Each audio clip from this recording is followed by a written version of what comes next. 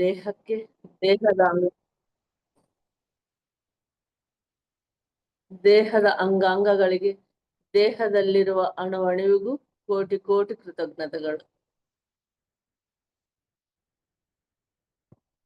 ನಾನು ಶರೀರವಲ್ಲ, ಮನಸ್ಸು ಅಲ್ಲ, ಬುದ್ಧಿಯೂ ಅಲ್ಲ, ಆಲೋಚನೆಯೂ ಅಲ್ಲ, ಅಹಂಕಾರವೂ ಅಲ್ಲ.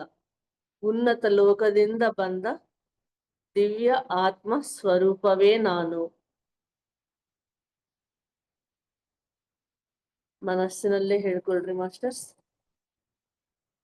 ಈ ಆತ್ಮ ಹುಟ್ಟಿದಾಗಲಿಂದಲೂ ಈ ಕ್ಷಣದವರೆಗೆ ಯಾವುದೇ ಆತ್ಮ ಸ್ವರೂಪಗಳಿಗೂ, ಜಂತು ಪ್ರಾಣಿ ಪಕ್ಷಿಗಳಿಗೂ, ಕ್ರಿಮಿ ಕೀಟಗಳಿಗೂ, ಗಿಡ ಮರಗಳಿಗೂ, ಪಂಚಭೂತಗಳಿಗೂ ಆಧ್ಯಾತ್ಮಿಕವಾಗಿಯೂ ನಾನು ಹಾನಿಯನ್ನು ಮಾಡಿದ್ದರೆ, ಹಿಂಸೆಯನ್ನು ಕೊಟ್ಟಿದ್ದರೆ ಅದು ನಾನು ಅನ್ನೋ ಅಜ್ಞಾನದಿಂದ ಮಾಡಿರುವ ತಪ್ಪು ಎಂದು ನನ್ನನ್ನು ಕ್ಷಮಿಸಿ ಎಂದು ಆ ಮಹಾದೇವನಿಗೆ, ಕರ್ಮ ದೇವತೆಗಳಿಗೆ ಮನಸಾರ ಕೇಳಿಕೊಳ್ಳ್ರಿ ಮಾಸ್ಟರ್ಸ್.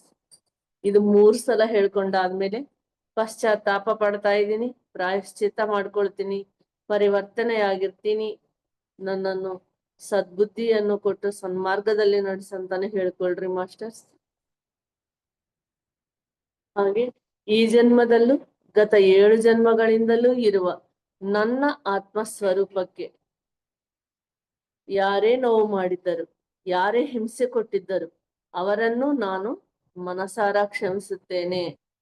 ಖಂಡಿತ ಈ ಕ್ಷಮಿಸುವ ಗುಣ ನಮ್ಮಲ್ಲಿ ಇರಬೇಕು. ಹಾಗೂ ಕೊನೆಯ ಸಂಕಲ್ಪ ಅದ್ಭುತವಾದ ಸಂಕಲ್ಪವಿದು. ನನ್ನ ಕೊನೆಯ ಉಸಿರಿನವರೆಗೂ ನಾನು ಧ್ಯಾನ ಮಾಡ್ತೀನಿ, ಧ್ಯಾನ ಪ್ರಚಾರ ಮಾಡ್ತೀನಿ, ವಿಶ್ವ ಕಲ್ಯಾಣಕ್ಕಾಗಿ ನಾನು ಸೇವೆ ಮಾಡ್ತೀನಿ. ಹಾಗೂ ಎಲ್ಲಾ ಮಕ್ಕಳು, ರೈತರು ಧ್ಯಾನಿಗಳಾಗ್ಬೇಕು, ಶಾಕಾಹಾರಿಗಳಾಗ್ಬೇಕು, ಧ್ಯಾನ ಪ್ರಚಾರ ಮಾಡ್ಬೇಕು, ವಿಶ್ವ ಕಲ್ಯಾಣಕ್ಕಾಗಿ ಅವರು ಸೇವೆ ಮಾಡ್ಬೇಕು, ಧ್ಯಾನ ಜಗತ್ತಾಗ್ಬೇಕು, ಶಾಕಾಹಾರ ಜಗತ್ತಾಗ್ಬೇಕು, ಪಿರಮಿಡ್ ಜಗತ್ತಾಗ್ಬೇಕು ಅಂತ ಹೇಳ್ತಾ 5 ಸೆಕೆಂಡ್ಸ್. ಖಂಡಿತ ಇದೆಲ್ಲ ನಮ್ಮ ಸಂಕಲ್ಪದಿಂದ ಪ್ರತಿನಿತ್ಯ ನಾವು ಹೇಳ್ಕೊಂಡಾಗ ಅದ್ಭುತವಾದ ಫಲಿತವನ್ನು ನಾವು ನೋಡಬಹುದು ಮಾಸ್ಟರ್ಸ್. ನಿಮ್ಮ 2 ಕೈಗಳನ್ನು ಕಣ್ಣಿನ ಮೇಲೆ ಇಟ್ಕೊಳ್ರಿ. ನಿಧಾನವಾಗಿ 5 4 3 2 1 0. ನಿಧಾನವಾಗಿ ನಿಮ್ಮ 2 ಕಣ್ಣನ್ನು ತೆಗಿತಾ ಕೈಗಳನ್ನು ನೋಡ್ಕೊಂತ ಸಹಜ ಸ್ಥಿತಿಗೆ ಬನ್ನಿ ಮಾಸ್ಟರ್ಸ್. ಅದ್ಭುತವಾದ ಧ್ಯಾನಕ್ಕೆ ಬ್ರಹ್ಮರ್ಷಿ ಪಿತಾಮಹ ಪತ್ರಿಜಿ ಗುರು ದಂಪತಿಗಳಿಗೆ, ಪಂಚಭೂತಗಳಿಗೆ, ಭೂಮಾತೆಗೆ, ಯೋಗ ಮಾತೆಗೆ, ಪ್ರಕೃತಿ ಮಾತೆಗೆ, ವಿಶ್ವ ಮಾತೆಗೆ ಅನಂತ ಕೋಟಿ ಕೋಟಿ ಕೃತಜ್ಞತೆಗಳು, ಅನಂತ ಕೋಟಿ ಕೋಟಿ ಪ್ರಣಾಮಗಳು. ಪಿರಮಿಡ್ ಕಾಲ್ ಸರ್ವಿಸಸ್ ಬೆಂಗಳೂರು ಇವರು ಅರ್ಪಿಸುವ ಧ್ಯಾನ ಮತ್ತು ಸತ್ಸಂಗ ನೋಡುತ್ತಿರುವ ಮಾಸ್ಟರ್ಸ್ ಎಲ್ಲರಿಗೂ ಸ್ವಾಗತ ಮತ್ತು ಬೆಳಗಿನ ಶುಭೋದಯ ಹಾಗೂ ಆತ್ಮ ಪ್ರಣಾಮಗಳು. ಮಾಸ್ಟರ್ಸ್, ಇವತ್ತಿನ ಧ್ಯಾನ ಮತ್ತು ಸತ್ಸಂಗ ಈ ಒಂದು ಕಾರ್ಯಕ್ರಮದಲ್ಲಿ ಉಸಿರಾಡುವ ಪ್ರತಿಯೊಬ್ಬ ಮನುಷ್ಯನಿಗೂ ಧ್ಯಾನ ಅತ್ಯಗತ್ಯ ಮಾಡ್ಲೇಬೇಕು ಅಂತ ಹೇಳೋಕೆ ನಮ್ಮೊಂದಿಗೆ ಇದ್ದಾರೆ ಹೇಮಾ ನಾರಾಯಣ ಮೇಡಮ್ ಅವರು ರಾಯಚೂರಿಂದ. ಮೇಡಮ್, ಎಲ್ಲರ ಮಾಸ್ಟರ್ ಪರವಾಗಿ ನಿಮ್ಗೆ ಧನ್ಯವಾದಗಳು ಮತ್ತು ಸ್ವಾಗತ. ನಮಸ್ತೆ. ಬ್ರಹ್ಮರ್ಷಿ ಪಿತಾಮಹ ಸುಭಾಷ್ ಪತ್ರಿಜಿ ಅವರಿಗೆ ಕೋಟಿ ಕೋಟಿ ಪ್ರಣಾಮಗಳನ್ನು ಸಲ್ಲಿಸುತ್ತಾ, PCSB ಯೂಟ್ಯೂಬ್ ಮತ್ತು ಝೂಮ್ ವೀಕ್ಷಕರೆಲ್ಲರಿಗೂ ನಮಸ್ಕಾರಗಳನ್ನ ತಿಳಿಸುತ್ತಾ, ಈ ದಿನದ ಸ್ವಾಧ್ಯಾಯ ಶ್ವಾಸಿಸುವ ಪ್ರತಿಯೊಬ್ಬ ಮನುಷ್ಯನಿಗೆ ಧ್ಯಾನ ಅವಶ್ಯಕ. ನೋಡಿ, ಶ್ವಾಸ ಮಾಡ್ತಾ ಇರೋ ಅಂದ್ರೆ ಇಲ್ಲಿಗೆ ಶ್ವಾಸಿಸುವ ಪ್ರತಿಯೊಬ್ಬ ಮನುಷ್ಯನಿಗೆ ಧ್ಯಾನ ಅನ್ನೋದು ಅವಶ್ಯಕ. ಧ್ಯಾನ ಅನ್ನೋದು ನಾವು ಮಾಡೋದಕ್ಕಾಗೋದಿಲ್ಲ, ಅದು ಆಗತ್ತೆ. ಅದಾಗದ್ ತಾನಾಗೆ. ನಾವೇನ್ ಮಾಡ್ಬೇಕಂದ್ರೆ ಕೂತ್ಕೋಬೇಕಷ್ಟೆ. ಅದಕ್ಕೆ ಬೇಕಾಗಿರುವ ಸಲಕರಣೆಗಳು ಮಾಡ್ಕೋಬೇಕು. ಸುಮ್ಮನೆ ಕೂತ್ಕೊಳ್ಳೋದೇ ಒಂದ್ ದೊಡ್ಡ ಸಲಕರಣೆ. ಇದರಲ್ಲಿ ಏನ್ ಕೊಟ್ಟಿದ್ದಾರೆ? ಧ್ಯಾನದಿಂದ ಪ್ರಾರಂಭಿಸದ ದಿನ. ಧ್ಯಾನದಿಂದ ಶುರು ಮಾಡದ ದಿನ ನನಗೆ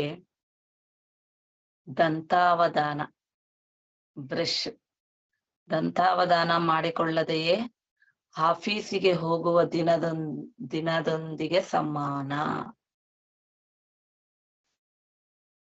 ದಂತಾವಧಾನ ಹಲ್ಲುಜ್ಜಲಾರ್ದೆ ಆಫೀಸ್ಗೆ ಹೋಗುವ ದಿನದಂತೆ ಸಮಾನ ಅಂತ ರುಸ್ಸೆಲ್ ಸಿಮ್ಮಸ್ ಅನ್ನೋರು ಹೇಳ್ತಾ ಇದ್ದಾರೆ. ಇಲ್ಲಿ ಎಡ್ ಅಂಡ್ ಡೆಬ್ ಸ್ಯಾಫಿರೋ ಅನ್ನೋರು ಏನ್ ಹೇಳ್ತಾ ಇದಾರೆ ನಮ್ಗೆ ಅಂತ ತಿಳ್ಕೊಳ್ಳೋಣ. ಧ್ಯಾನ ಅಂದ್ರೆ ಮೆಡಿಟೇಷನ್, ಇಂಗ್ಲಿಷ್ ನಲ್ಲಿ ಮೆಡಿಟೇಷನ್ ಅಲ್ವೇ. ಧ್ಯಾನ ಮತ್ತು ಜಾಗರೂಕತೆ ಅಂದ್ರೆ mindfulness.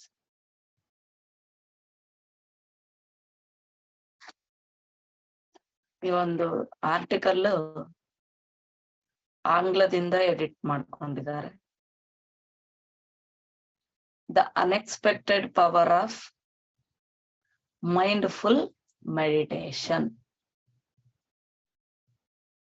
The unexpected power of mindful meditation. ನಾವು ಅನ್ಕೊಳ್ಳಿಕ್ಕೆ ಆಗೋದಿಲ್ಲ ಅಷ್ಟು ಪವರ್ ಅನ್ನ ನಾವು ಪಡ್ಕೊಂತೀವಿ. ಅದರಲ್ಲೂ ಎಂತ ಮೆಡಿಟೇಷನ್, ಮೈಂಡ್ಫುಲ್ ಮೆಡಿಟೇಷನ್. ಮನಸ್ಸಿಟ್ಟು ಮಾಡೋದು. ಮನಸ್ಸೆಲ್ಲಿ ಇಡ್ತೀವಿ? ಧ್ಯಾನ ಅಂದ್ರೇನು? ಎಂಟಿ ಮೈಂಡ್, ಮನಸ್ಸನ್ನ ಖಾಲಿ ಮಾಡ್ಕೊಳ್ಳೋದು. ಖಾಲಿ ಆಗೋದ್ರ ಮೇಲೆ ಗಮನ. ನಿರ್ವಿಷಯಂ ಮನಃ, ಇದು ಯಾವ ತರ ಇಡ್ಬೇಕು?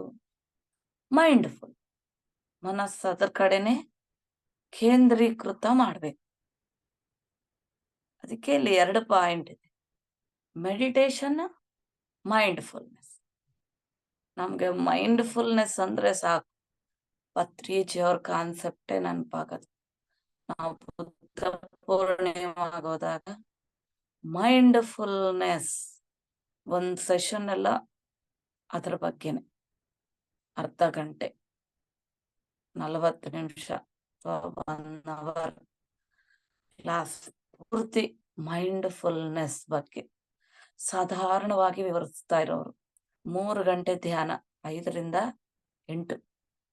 ಆದ ತದನಂತರ ಒಂದು ತರಗತಿ, ಧ್ಯಾನದ ತರಗತಿ, ಆಚಾರ್ಯ ಸಾಂಗತ್ಯದೊಂದಿಗೆ. ಮೈಂಡ್ಫುಲ್ನೆಸ್ ನೀವು ಯೂಟ್ಯೂಬ್ ನಲ್ಲಿ ಹೋಗಿ ಮೈಂಡ್ಫುಲ್ನೆಸ್ ಪತ್ರಿಜಿ ಅಂದ್ರೆ ಸಾಕು, ಇಷ್ಟು ಸಾಧಾರಣ ವಿಷಯಗಳನ್ನ ಕೇಳ್ತೀರಿ. ಅದು ಇಂಗ್ಲಿಷ್ ನಲ್ಲಿ ಕೂಡ ಇದೆ, ಇಂಗ್ಲಿಷ್ ನಲ್ಲಿ ಹೇಳಿದ್ದಾರೆ. ಕಣ್ಣು ಮುಚ್ಚಿದಾಗ ಮೆಡಿಟೇಷನ್, ಧ್ಯಾನ. ಅರಿವಿನಿಂದ. ಕಣ್ಣು ತೆಗೆದಾಗಲೂ ಮಾಡ್ಬೇಕು, ಅರಿವಿನಿಂದಾನೆ. ಅದು ಮೈಂಡ್ಫುಲ್ನೆಸ್ ಅಂತ. ನೀನ್ ಏನ್ ಕೆಲಸ ಮಾಡ್ತಾ ಇದ್ರೆ ಅದರ ಮೇಲೆ ಮನಸ್ಸಿಟ್ಟು ಮಾಡೋದು. ನಾವು ಸಣ್ಣ ಹುಡುಗರ್ಗೆ ಹೇಳ್ತಾ ಇರ್ತೀವಲ್ವ, ಮನಸ್ಸಿಟ್ಟು ಮಾಡ್ರಿ. ನಾವು ಸಣ್ಣ ಹುಡುಗರಿದ್ದಾಗೂ ನಮ್ಗೆ ಹೇಳಿದ್ದಾರೆ, ಎಲ್ಲರಿಗೂ ಇದನ್ನ ಹೇಳ್ತಾರೆ. ದೊಡ್ಡವರಾದ್ಮೇಲೆ ಮತ್ತೇನು ಹೇಳ್ಬೇಕಾಗುತ್ತೆ. ಅವಾಗೇನೋ ನಾವು ದೊಡ್ಡವರಾಗ್ಬಿಟ್ಟಿದೀವಿ, ಇನ್ಯಾರೋ ನಮ್ಗೆ ಹೇಳೋರಿಲ್ಲ ಅಂತ. ಯಾಕಿಲ್ಲ? ಇದ್ದಾರೆ, ಹೇಳೋರಿದ್ದಾರೆ, ಕೇಳೋರಿದ್ದಾರೆ. ನಾವ್ ಅನ್ಕೊಳ್ಳೋರು ನಮಗ್ ಬೇಕಷ್ಟೆ, ನಾವ್ ಅನ್ಕೋಬೇಕು. ಮೈಂಡ್ಫುಲ್ನೆಸ್ ಇಲ್ಲಿ ಧ್ಯಾನ ಮತ್ತು ಮೈಂಡ್ಫುಲ್ನೆಸ್ ಅಂದ್ರೆ ಜಾಗರೂಕತೆ. ಮೆಡಿಟೇಷನ್, ಮೈಂಡ್ಫುಲ್ನೆಸ್ ಅನ್ನೋದು 2 ನಮ್ಮ ಜೀವನದಲ್ಲಿ ಸರಿಯಾಗಿ ತುಂಬಿ ಹೋಗಿ ಜೀವಿಸುವ ಒಳ್ಳೆಯ ಸ್ನೇಹಿತರಂತದ್ದು. ಇದು ಮಾತ್ರ ಖಂಡಿತ ಗ್ಯಾರಂಟಿ. ನಮ್ಮ ಸ್ನೇಹಿತ, ನಮ್ಮ ಜೊತೆಗೆ ನಮ್ಮ ಮನಸ್ಸಿಟ್ಟು ಕೆಲಸ ಮಾಡೋದು, ಇದು ಅಷ್ಟು ಸುಲಭ ಅಲ್ಲ. ನಮ್ಗೆ ಇಷ್ಟು ವರ್ಷ ಸಾಧನೆ, 18 ವರ್ಷ ಆಯ್ತು ಧ್ಯಾನಕ್ಕೆ ಬಂದು. 18 ವರ್ಷಕ್ಕೂ ಹೆಚ್ಚಿಗಾದ್ರೂ ಎಷ್ಟೋ ಸತಿ ದಿನ ನೆನಪು ಮಾಡ್ಕೊಂತಾನೆ ಇರ್ತೀವಿ, ಕ್ಷಣ ನೆನಪು ಮಾಡ್ಕೊಂತ ಇರ್ತೀವಿ. ನೆನಪು ಮಾಡ್ಕೊಂತ ಇದೀವಿ ನಾವು ಅಂದ್ರೆ ಅಲ್ಲಿಗೇನೋ ಮರ್ತಿದೀವಿ ಅಂತಾನೆ ಅಲ್ವಾ? ಮರ್ತಿದ್ರೇನೆ ಅಲ್ಲ ನೆನಪು ಮಾಡ್ಕೊಳ್ಳೋದು. ಪಕ್ಕಕ್ಕೆ ಹೋಗ್ತಾ ಇದೀವಿ ಅಂದ್ರೆ ಮತ್ತೆ ಸರಿ ಆಗ್ತಾ ಇದೀವಿ ಅಂತ ಅರ್ಥ. ನೆನಪು ಮಾಡ್ಕೊಂತಾನೆ ಇರ್ತೀವಿ. ಅಯ್ಯೋ ಮತ್ತೆ ಮತ್ತೆ ಕೆಲ್ಸದ ಮೇಲೆ ಗಮನ ಇಡಬೇಕು, ಮತ್ತೆ ಮತ್ತೆ ಉಸಿರಿನ ಮೇಲೆ ಗಮನ ಇಡ್ತಾ ಹೋಗ್ಬೇಕು, ಮತ್ತೆ ಮತ್ತೆ ನಡೆಯೋದ್ರ ಮೇಲೆ ಗಮನ ಇಡಬೇಕು, ಮತ್ತೆ ಮತ್ತೆ ಊಟ ಮಾಡೋದ್ರ ಮೇಲೆ ಗಮನ. ಊಟ ಮಾಡ್ತಾ ಇರ್ತೀವಿ, ಇಷ್ಟ ಆಲೋಚನೆ ಇಲ್ಲ ಇದ್ರ ಕಡೆನೇ ಇಡೋಣ ಅಂದ್ರೆ ಎಷ್ಟೊತ್ತು ಅಗಿಬೇಕಪ್ಪ. ಒಂದ್ 4 ಸತಿ ಅಗಿಯೋದ್ರಾಗ ನುಂಗಿ ಬಿಡ್ಬೇಕಂತ. 4 ಸತಿ ಅಲ್ಲ, ಒಂದ್ 40 ಸತಿ ಅಗಿಬೇಕು, 36 ಸತಿ ಅಗಿಬೇಕಂತ. ನಾವೇನ್ ಹಸಿ ತರಕಾರಿ ತಿಂತೀವ? ಹಸಿ ತರಕಾರಿ ತಿಂದ್ರೆ ಒಂದ್ 20 ಸತಿನಾದ್ರೂ ಆಗಿದ್ದೀವಿ. ನಾವು ಕುದಿಸಿರೋ ತರಕಾರಿ ಅದು ಸಿಗದೇ ಇಲ್ಲ ಬಾಯಿಗೆ, ಅದೇ ಸತಿ ಹೋಗ್ಬಿಡುತ್ತೆ. ಇನ್ನ ಕೆಲವು ಪದಾರ್ಥಗಳು ತಿಂದ್ರೆ ನುಂಗದೆ, ಮುದ್ದೆ ಅಂತವ್ ತಿಂದ್ರೆ ನುಂಗ್ಬೇಕಂತಾರ. ತಿನ್ನೆಲ್ಲಿ ಕಡಿತೀವಿ, ಅಗಿತೀವಿ, ಯಾವ್ದಲ್ವಾ? ಅಂದ್ರೆ ಅಷ್ಟು ಆಲೋಚನೆ.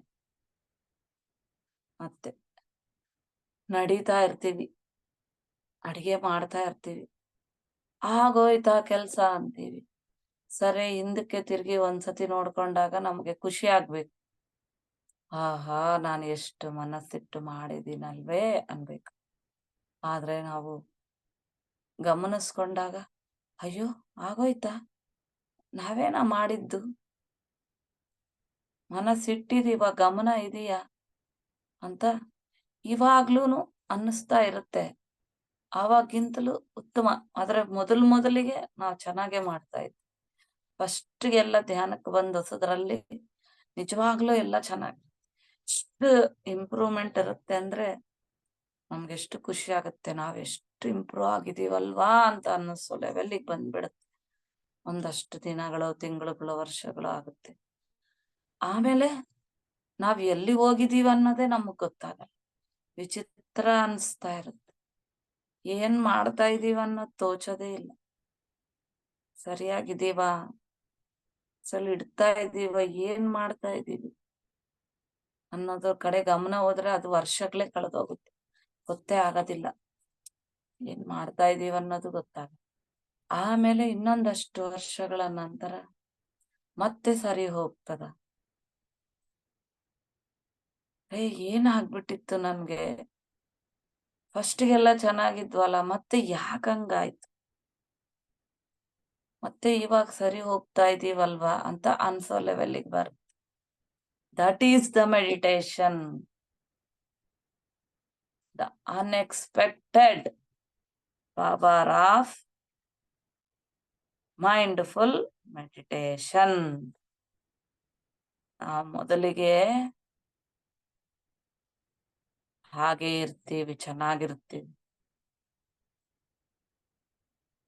ನಂತರ ಏನಾಗ್ಬಿಟ್ಟಿರ್ತೀವೋ ನಮಗ್ ಗೊತ್ತೇ ಆಗೋದಿಲ್ಲ. ಒಳಗಿರೋದು ಪವರ್ಫುಲ್ ಮೆಡಿಟೇಷನ್ನೇ ಮಾಡ್ತಾ ಇದ್ದಂಗೆಲ್ಲ ಒಳಗಿಂದೆಲ್ಲ ಕ್ಲೀನ್ ಆಗ್ಬೇಕಲ್ವಾ, ಫಿಲ್ಟ್ರೇಷನ್ ಆಗ್ಬೇಕಲ್ವಾ. ಆವಾಗ ಮೈಂಡ್ಫುಲ್ನೆಸ್ ಇಂದಾನೆ ಮಾಡ್ತಾ ಇದ್ವಿ, ಅಷ್ಟು ಕಸ ಹೊರಗಡೆ ಬರುತ್ತೆ.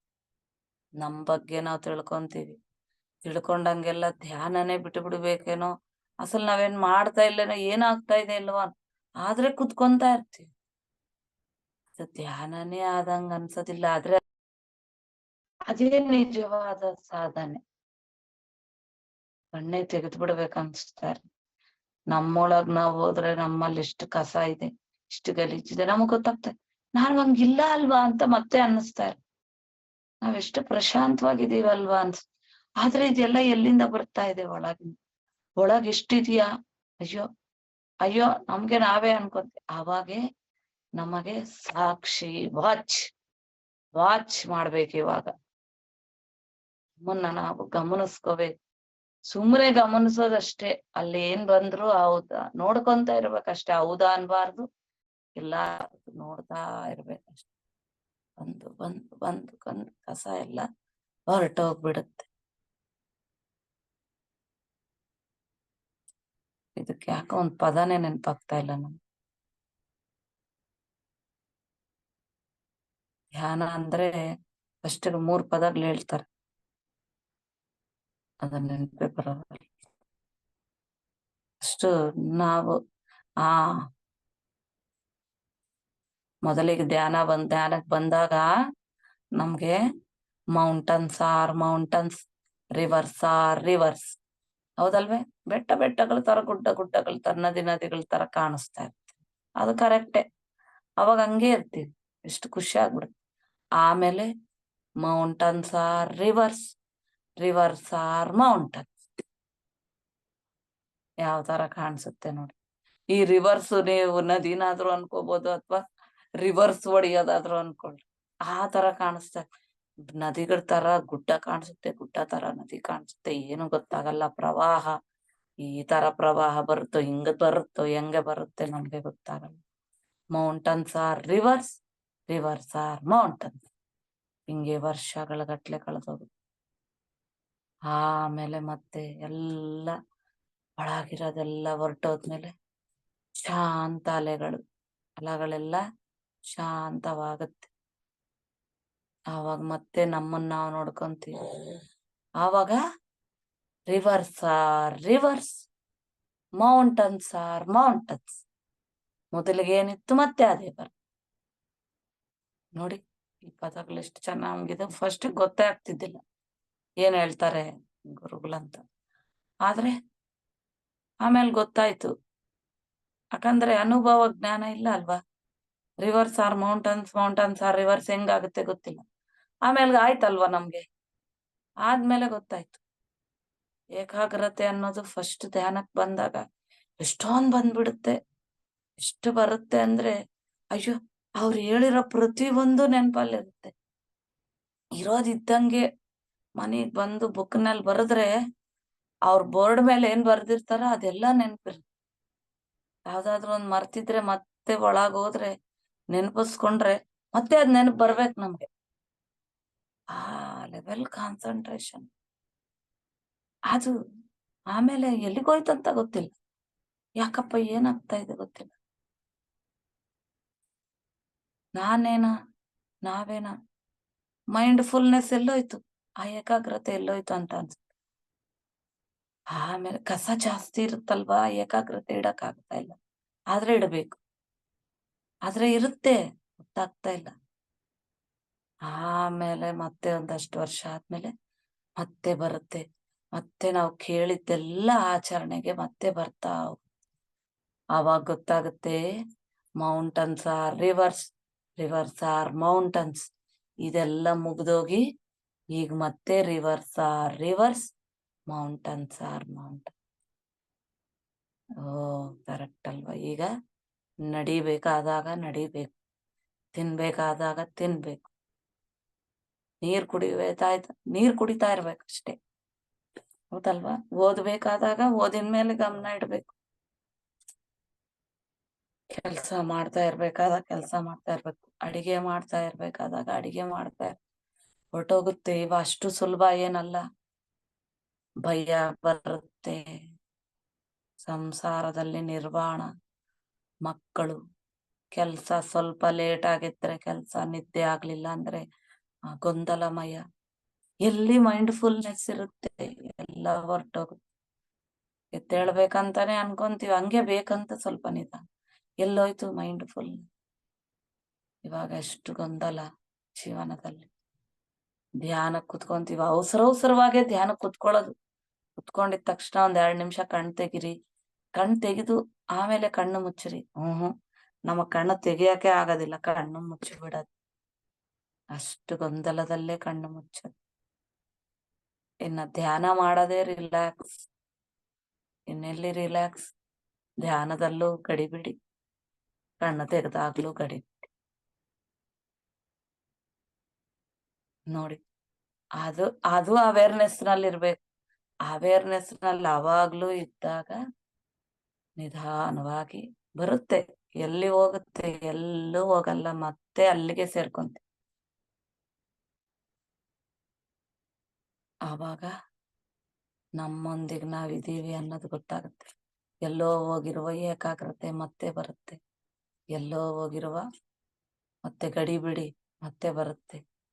ಅಷ್ಟೊತ್ತಿಗೆ ಆಲ್ರೆಡಿ ಮೈ ತುಂಬಾ ನೋವುಗಳು ತಂದ್ಕೊಂಡ್ಬಿಟ್ಟಿರ್ತೀರ, ಎಷ್ಟೋ ವರ್ಷಗಳು ಕಳೆದಿರುತ್ತೆ, ಅನುಭವ ಜ್ಞಾನ ಹೆಚ್ಚಿಗಾಗಿರುತ್ತೆ. ನೀವು ಆಚರಣೆನಲ್ಲಿ ಇಡ್ತಾ ಹೋಗ್ತೀರ, ಮಕ್ಕಳು ದೊಡ್ಡವರಾಗಿರ್ತಾರೆ. ಆಗ ಮತ್ತೆ ಶಾಂತವಾಗ್ತೀರ. ಯಾವುದೇ ಜಗಳ ಇಲ್ಲ ಮತ್ತೆ ಮನೆಯಲ್ಲಿ. ಮನದಲ್ಲೂ ಇನ್ನೇನ್ ಜಗಳ ಇರೋದಿಲ್ಲ. ಆದ್ರೂ ಎಲ್ಲೋ ಅಲ್ಲೋ ಕಲ್ಲೋಲ ಬರ್ತಾನೆ ಇರುತ್ತೆ. ಭಯಗಳಿರುತ್ತೆ, ಸಣ್ಣ ಪುಟ್ಟ ಭಯಗಳಿರುತ್ತೆ. ಅನುಭವ ಜ್ಞಾನದಿಂದ ಜಯಿಸ್ಕೊಂತ ಹೋಗ್ತಾ ಇರ್ತೀರ. ಆ ಅರಿವಿನೊಂದಿಗೆ ಇರ್ತಾ ಹೋಗ್ತೀರ. ನಿಮ್ಮೊಳಗೆ ನೀವು ಆಳವಾಗಿ ಹೋಗ್ತಾ ಇರ್ತೀರ. ಇನ್ನೊಬ್ರಿಗೆ ಹೇಳಲಿಕ್ಕೆ ನಿಮ್ಮ ಹತ್ರ ಎಷ್ಟೋ ಅನುಭವ ಇರುತ್ತೆ. ಅವಾಗ ಆಚರಣೆನಲ್ಲಿಟ್ಟಿರೋ ಅನುಭವ ಅಲ್ವೇ ಅದು ನೀವು ಜ್ಞಾನ ಪಡ್ಕೊಳ್ಳೋದು. ಧ್ಯಾನಾನ್ ಜ್ಞಾನ, ಅದೇ ನಿಜವಾದ ಜೀವನ ಅನುಭವ, ನಿಜವಾದ ಧ್ಯಾನಾನುಭವ, ನಿಜವಾದ ಸ್ವಪ್ನಾನುಭವ. ಎಲ್ಲದರೊಂದಿಗೆ ಸಮ್ಮಿಳಿತವಾದ ಆಚರಣೆಯೊಂದಿಗೆ ಕೂಡಿರುವ ಅನುಭವ. ನೋಡ್ರಿ ಎಷ್ಟು ಎಲ್ಲಿಂದ ಎಲ್ಲಿಗೆ ಬಂದ್ವಿ ನಾವು. ಇದನ್ನೇ ಮೆಡಿಟೇಷನ್ ಮತ್ತು ಮೈಂಡ್ಫುಲ್ನೆಸ್ ಅನ್ನೋದು ನಮ್ಮ ಜೀವನದಲ್ಲಿ ತುಂಬಿ ಜೀವಿಸುವ ಮತ್ತು ಒಳ್ಳೆಯ ಸ್ನೇಹಿತರಂತದ್ದು ಅಂತ ಹೇಳ್ತಾರೆ. ಹಾಗಾಗಿ ನಾವು ಲೋಕಲ್ ಪೋಸ್ಟ್ ಆಫೀಸ್ ಗೋಡೆಗಳಿಗೆ, ಇಲ್ಲಿ ಎಡ್ ಮತ್ತು ಡೆಬ್ ಸಫೇರೋ ಅವ್ರು ಹೇಳ್ತಾ ಇರೋದು, ಹಾಗಾಗಿ ನಾವು ಲೋಕಲ್ ಪೋಸ್ಟ್ ಆಫೀಸ್ ಗೋಡೆಗಳಿಗೆ ಅಂಟಿಸಿರುವ ಪೋಸ್ಟರ್ನಿಂದ ಪ್ರಾರಂಭ ಮಾಡಿ ಅಂತರ್ಜಾತೀಯ ಬ್ರಾಂಡ್ಗಳನ್ನು ಮಾರುವ ವ್ಯಾಪಾರ ಸಂಸ್ಥೆಗಳ ಒಂದು ಅಡ್ವರ್ಟೈಸ್ಮೆಂಟ್ ಪೋಸ್ಟರ್ಗಳವರೆಗೂ ಯೋಗ ಮತ್ತು ಧ್ಯಾನಗಳ ಬಗ್ಗೆ ಪ್ರಚಾರಗಳು ಹೆಚ್ಚಾಗಿ ನಡೆಯುತ್ತಿವೆ. ಹೌದಲ್ಲ? ಎಲ್ಲೋದ್ರು ಯೋಗ ಧ್ಯಾನ, ಯೋಗ ಧ್ಯಾನ. ಎಲ್ಲರೂ ಹೇಳೋರಾಗ್ಬಿಟ್ಟಿದ್ದಾರೆ. ಎಲ್ಲರೂ ಮಾಡ್ತಾ ಇದ್ದಾರೆ. ಮತ್ತೆ ನೋಡಿ, ಹೆಚ್ಚಾಗಿ ನಡೀತಾ ಇದ್ದಾವೆ. ಕಂಪ್ಯೂಟರ್ಗಳಿಂದ ಕಾರ್ಗಳವರೆಗೂ ಪ್ರತಿ ಒಂದು ವ್ಯಾಪಾರ ಪ್ರಕಟಣೆಯಲ್ಲೂ ಮಾಡೆಲ್ಸ್ ಆಗಿ ಬುದ್ಧಿಸ್ಟ್ ಮಾಂಕ್ಗಳನ್ನು ಮತ್ತು ಯೋಗಿಗಳನ್ನ ನಿಲ್ಲಿಸ್ತಾ ಇದ್ದಾರೆ. ಹೌದಲ್ಲ? ಯೋಗಿಗಳಿಂದಲೇ ಮಾಡಿಸ್ತಾ ಇದ್ದಾರೆ ಅವೆಲ್ಲ, ಬುದ್ಧಿಸ್ಟ್ ಮಾಂಕ್ಗಳು ಮತ್ತು ಯೋಗಿಗಳು. ಇನ್ನು ಬೆಸ್ಟ್ ಸೆಲ್ಲರ್ಸ್ ಆಗಿ ಹೆಸರು ಪ್ರಖ್ಯಾತಿ ಹೊಂದಿರುವ ಮ್ಯಾಗಝೈನ್ಗಳು ಮತ್ತು ಪ್ರಮುಖ ವೆಬ್ಸೈಟ್ಗಳು ಏನ್ ಹೇಳ್ತವೆ?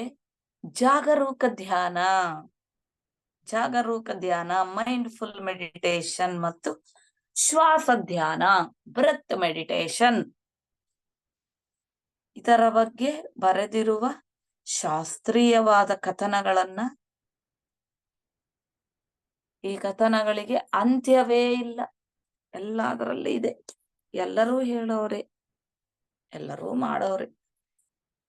ಪ್ರಪಂಚ ಪ್ರಖ್ಯಾತಿ ಹೊಂದಿರುವ ಲೇಡಿ ಗಾವೋ, ಅಪ್ರಾ, ಮಡೋನ್ನಾ, ಸ್ಟಿಂಗ್ ನಂತಹ ಸೆಲೆಬ್ರಿಟೀಸ್ ಸಹ ಧ್ಯಾನ ಹೇಗೆ ಮಾಡಬೇಕು ಅನ್ನುವ ಅಂಶವಿಲ್ಲದೆಯೇ ತಮ್ಮ ಟಿವಿ ಪ್ರೋಗ್ರಾಂಗಳನ್ನು ಪೂರ್ತಿ ಮಾಡರು. ಹೀಗೆ ಚಾಪೆಯ ಕೆಳಗಡೆ ನೀರಿನಂತೆ ಎಲ್ಲ ರಂಗಗಳಲ್ಲೂ ಹರಿದಾಡುತ್ತಾ ಇರುವ ನಮ್ಮ ಜೀವನಗಳನ್ನ ಪ್ರಭಾವಗೊಳಿಸುತ್ತಿರುವ ಧ್ಯಾನ ಗೃಹಿಣಿಗಳಿಂದ ಕ್ರೀಡಾಕಾರರವರೆಗೂ, ಕಲಾಕಾರರಿಂದ ವೈದ್ಯರವರೆಗೂ, ಎಂಪ್ಲಾಯೀಸ್ ನಿಂದ ಸಿಇಒಗಳವರೆಗೂ ಎಲ್ಲರಿಗೂ ನೀಡಬೇಕು. ಇದಕ್ಕಾಗಿ ಸ್ಥಾನಿಕವಾಗಿರುವ ಟೌನ್ ಹಾಲ್ಸ್ ನಲ್ಲಿ, ಪಾಠಶಾಲೆಗಳಲ್ಲಿ, ಆಡಿಟೋರಿಯಂಗಳಲ್ಲಿ, ಕಮ್ಯುನಿಟಿ ಸೆಂಟರ್ಗಳಲ್ಲಿ ಮತ್ತು ಕಂಪನಿಗಳ ಬೋರ್ಡ್ ರೂಮ್ಗಳಲ್ಲಿ ವಿಶಾಲವಾಗಿ, ವಿಸ್ತಾರವಾಗಿ, ವಿಸ್ತೃತವಾಗಿ ಧ್ಯಾನ ಅವಗಾಹನ ಕಾರ್ಯಕ್ರಮಗಳನ್ನು ನಿರ್ವಹಿಸಬೇಕು. ಹೀಗೆ ಶ್ವಾಸಿಸುವ ಪ್ರತಿಯೊಬ್ಬ ಮನುಷ್ಯನಿಗೂ ಸಹ ಧ್ಯಾನ ಅವಶ್ಯಕ ಅಂತ ಹೇಳಿ ಧ್ಯಾನವನ್ನು ಮತ್ತು ಅದರಲ್ಲಿರುವ ಶಾಸ್ತ್ರೀಯತೆಯನ್ನು ಅರ್ಥ ಮಾಡಿಕೊಳ್ಳದಿರುವ ಬಹಳ ಜನ ಪ್ರಜೆಗಳು ಅದನ್ನ ತಪ್ಪಿಸಿಕೊಳ್ಳುವುದಕ್ಕೆ ಎಷ್ಟೆಷ್ಟೋ ರೀಸನ್ಗಳನ್ನ ಹುಡುಕುತ್ತಾ ಇರುತ್ತಾರೆ.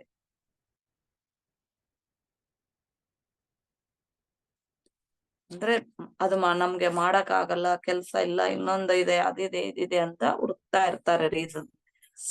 ಇದು ಎಂತಹ ಮೂರ್ಖತ್ವ ಅಂದ್ರೆ ವಿಷವನ್ನು ನುಂಗಿದರೂ ಅವರು ಅದರಿಂದ ವಿಷವನ್ನ ನುಂಗಿದರೂ ಸಹಿತ ಅದು ನಮಗೆ ಇನ್ನ ಬೇಡ ಬೇಡ ಅಂತ ತಿರಸ್ಕಾರ ಮಾಡಿದಂತೆಯೇ ಇರುತ್ತದೆ. ಅದೃಷ್ಟವಶಾತ್ ನಾನು ಮತ್ತು ಎಡ್ ಇಬ್ಬರು ನಮ್ಮ ಚಿಕ್ಕಂದಿನಲ್ಲೇ ಅಂದರೆ 15 ವರ್ಷಗಳ ವಯಸ್ಸಿನಲ್ಲೇ ಇದ್ದಾಗಲೇ ಧ್ಯಾನದ ಒಂದು ಮಹತ್ವವನ್ನ ಗ್ರಹಿಸಿದ್ದೇವೆ. ಆ ದಿನಗಳಲ್ಲೇ ನಾನು ನ್ಯೂಯಾರ್ಕ್ ಸಿಟಿನಲ್ಲಿ ಮತ್ತು ಎಡ್ ಲಂಡನ್ ನಲ್ಲಿ ನಡೆಸಲ್ಪಡುವ ಲವ್ ಜನರೇಷನ್ ಸಂಸ್ಥೆಯ ಮೂಲಕ ಧ್ಯಾನದ ಬಗ್ಗೆ ತಿಳಿದುಕೊಂಡು ಸರಿಯಾದ ಧ್ಯಾನ ಮಾಡುತ್ತಾ ನಮ್ಮ ಅನುಭವಗಳನ್ನ ಹಂಚಿಕೊಳ್ಳುತ್ತಾ ಸ್ಥಿರವಾಗಿ ಜೀವಿಸುವುದನ್ನು ಕಲಿತುಕೊಂಡೆವು. ಅಂದ್ರೆ ಕಲ್ತ್ಕೊಂತಾ ಇದ್ವಿ ಲವ್ ಜನರೇಷನ್ ಸಂಸ್ಥೆ ಮೂಲಕ. ಧ್ಯಾನದಲ್ಲಿರುವ ದಿವ್ಯತ್ವವನ್ನು ಮತ್ತು ಪ್ರಜ್ಞೆಯನ್ನ ಗುರುತಿಸಿ ಅದರ ಮೂಲಕ ನಮ್ಮೊಳಗಿರುವ ದಿವ್ಯ ಶಕ್ತಿಗಳನ್ನ ನಾವು ಉತ್ತೇಜನಗೊಳಿಸಿಕೊಂಡೆವು. ಸಹಜೀವಿಗಳ ಬಗ್ಗೆ ದಯೆಯಿಂದ ಕೂಡಿರುವುದು, ನಿರ್ಭಯವಾಗಿ ಜೀವಿಸುವುದು. ನೋಡಿ, ಭಯಗಳೆಷ್ಟಿರುತ್ತಲ್ವೇ. ನಿರ್ಭಯವಾಗಿ ಜೀವಿಸುವುದು,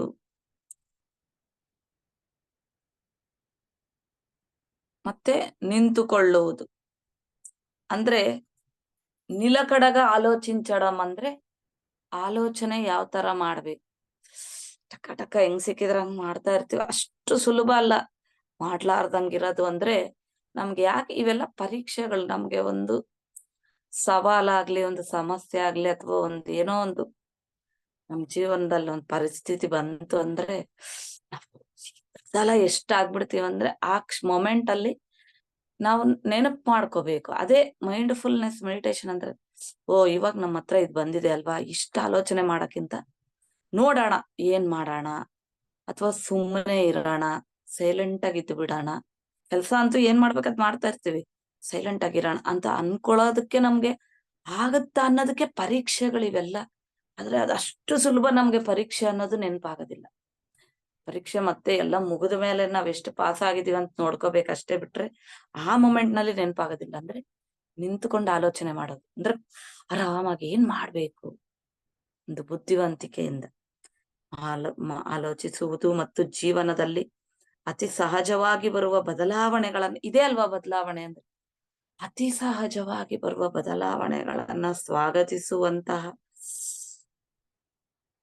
ಸ್ವಾಗತಿಸುವುದು ಅಂತಹ ಕಲಿಕೆಗಳನ್ನೆಲ್ಲ ನಾವು ನಿರಂತರ ಧ್ಯಾನದ ಮೂಲಕನೇ, ಧ್ಯಾನ ಸಾಧನೆಯ ಮೂಲಕನೇ ಹೊಂದಿದೆವು. ಅವರು ಹೊಂದಿದ್ದಾರೆ, ನಾವು ಹೊಂದಬೇಕು, ಹೊಂದಿರ್ತೀವಿ ಕೂಡ, ಹೊಂದಬೇಕು, ಮುಂದೇನು ಅದಾಗ್ಬೇಕು. ಮಾಡ್ಕೊಂತಾನೆ ಇರ್ಬೇಕು. ಪ್ರೆಸೆಂಟ್ ಟೆನ್ಸ್ ನಲ್ಲಿ ಮಾಡ್ತಾ ಇದ್ರೆ ಅದು ಮುಂದೆ ಬರುತ್ತೆ. ಧ್ಯಾನದಿಂದಲೇ ನಾವು ನಮ್ಮ ಜೀವನದ ಪರಿಣಾಮ ದಿಶೆಯ ಕಡೆಗೆ, ಮಾರ್ಗದ ಕಡೆಗೆ ಸಾಗುತ್ತಾ ಇದ್ದೇವೆ. ಆಗಲೇ ಜೀವನದಲ್ಲಿ ಬರುವ ಪ್ರತಿಯೊಂದು ಬದಲಾವಣೆಯನ್ನು ನಾವು ಅಂಗೀಕರಿಸುತ್ತೇವೆ ಮತ್ತು ಆ ಬದಲಾವಣೆಗೆ ಅನುಗುಣವಾಗಿ ನಾವು ನಮ್ಮ ಜೀವನವನ್ನೇ ಬದಲಾಯಿಸಿಕೊಳ್ಳುತ್ತೇವೆ. ನಮ್ಮಲ್ಲಿ ಅರಿವು ಮತ್ತು ಜಾಗೃತಿ ಅನ್ನುವು ಹೆಚ್ಚಿಗೆ ಮಾಡಿಕೊಳ್ಳುತ್ತೇವೆ. ನೋಡಿ, ಈ ಅರಿವು ಇವೆಲ್ಲ ಹೆಚ್ಚಿಗೆ ಮಾಡ್ಕೊಳೋದಷ್ಟೇ ಅಲ್ಲದೆ, ಹೆಚ್ಚಿಗೆ ಮಾಡ್ಕೊಂಡಾಗ ಜ್ಞಾನದೊಂದಿಗೆ ಮಾಡ್ಕೋಬೇಕು, ಅರಿವಿನೊಂದಿಗೆ ಆಗಿರ್ಬೇಕು.